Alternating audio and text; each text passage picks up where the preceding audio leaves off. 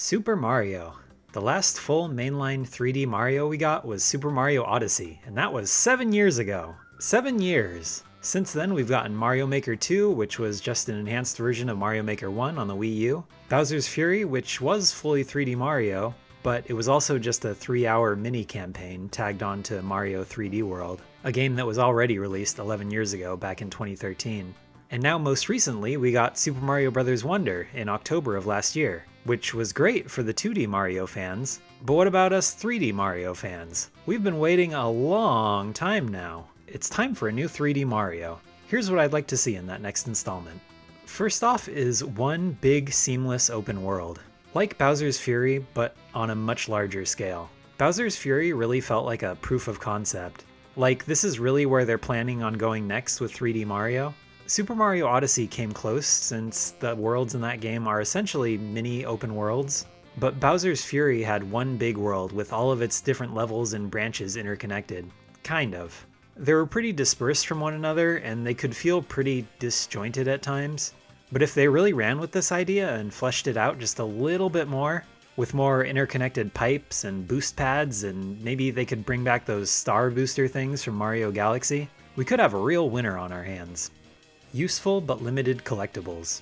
The moons in Mario Odyssey were great, but there were too many of them, and they just started to feel pointless to collect after a while. I have a similar complaint with these that I had with the heart pieces in The Legend of Zelda. Once you get to a certain point, they're not really that satisfying to gather anymore. They all do the same thing. In Mario Odyssey, once you've finished powering up the Odyssey flying machine, there's essentially no reason to collect them anymore. You only need 124 to complete the game, but you can collect a total of 999 moons. Why would anyone ever do that?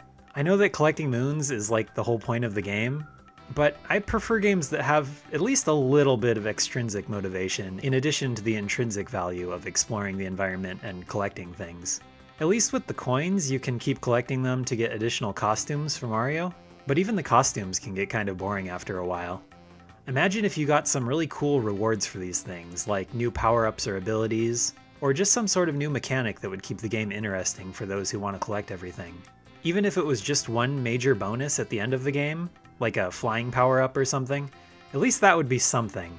When I think of rewards like this, I can't help but think back to Spyro the Dragon 2.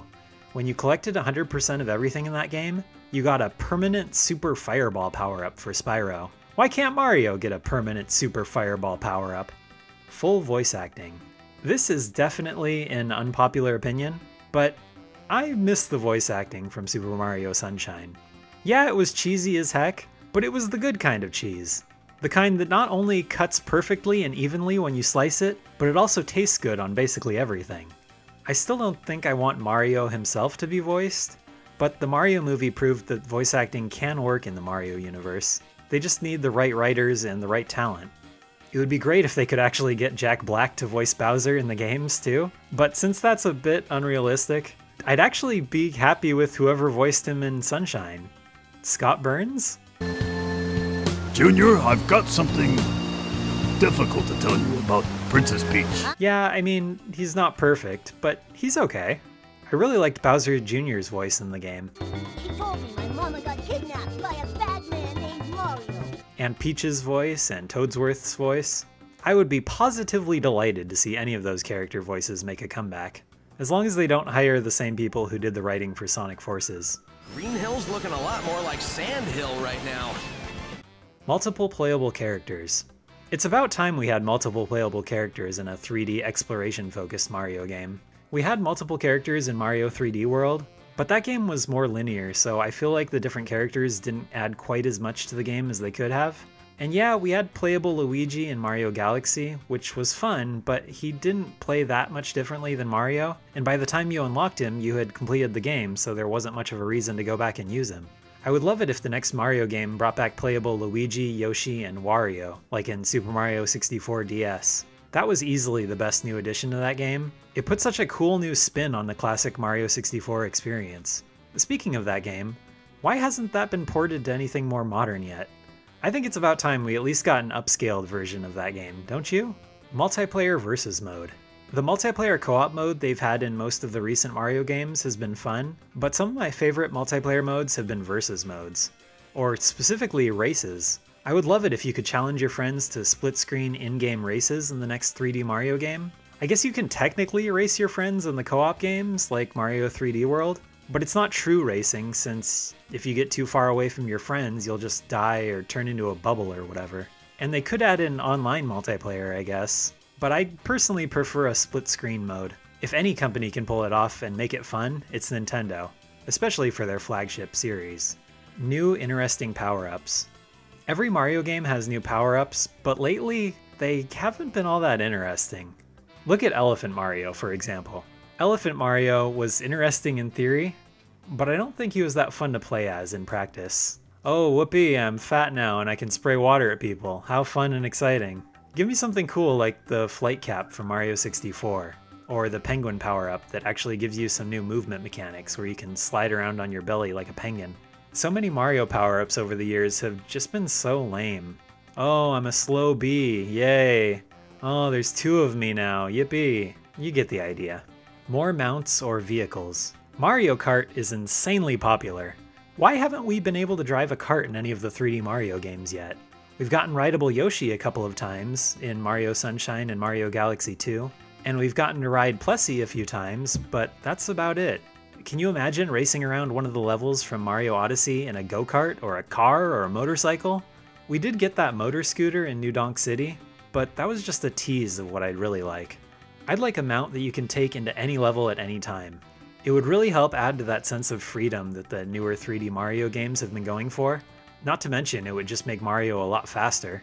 They'd have to put some restrictions on it. We don't necessarily want to be too overpowered, otherwise it might end up like the cape from Super Mario World, where you can just fly past the whole level without interacting with anything. Maybe you have to save up a ton of coins or stars in order to afford the mount, or maybe it's just an endgame bonus that you don't get till you finish everything, which sort of ties into the useful collectibles idea from earlier. You can see how these different systems could all complement each other if done right. And lastly, I would love it if the next Mario game built on the foundation of Mario Odyssey. Despite its flaws, Mario Odyssey is probably my all-time favorite Mario game, and I'm a little disappointed that we never got a Mario Odyssey 2. But maybe we still will. Or at least, maybe the next game can feel like Mario Odyssey 2, even if it's not called that. The main gimmick of Mario Odyssey was the capture ability, but I don't think the next game necessarily needs that to build upon the foundation that Mario Odyssey built. The more important elements of the game were its sense of freedom, the fluidity of movement in the game, and the vast worlds that you could explore. That's why it was called Mario Odyssey, and not Super Mario Capture, or Super Mario sticks his hat and a mustache on a guy and calls it a day. The perfect Mario game for me would include a mix of the wacky fantasy vibes and fantastic memorable music from Mario 64, the chill beach vibes from Mario Sunshine, the exploration elements and fluidity of movement from Mario Odyssey, and the giant open world from Bowser's Fury. And it would have a fun and climactic final battle, like the one from pretty much all of those games. But what do you want to see in the next Mario game? Let me know in the comments. And if you want to see an old video I made where I talk about why we all love Mario in the first place, click the video on screen now or in the description below. Thanks for watching.